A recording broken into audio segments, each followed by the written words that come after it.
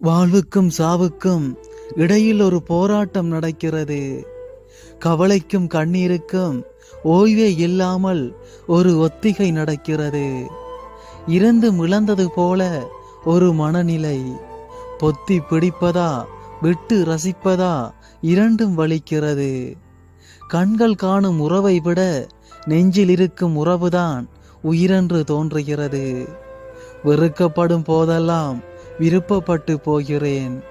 ஒதுக்கப்படும் போதெல்லாம் உன் வார்த்தைகள் மட்டுமே போதும் என்று நினைக்கிறேன்.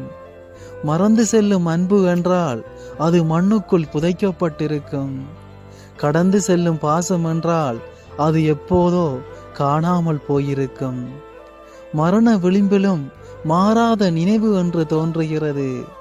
இறுதி நிமிடத்திலும் தேடலோடு கூடும் காதல் என்று தோன்றுகிறது.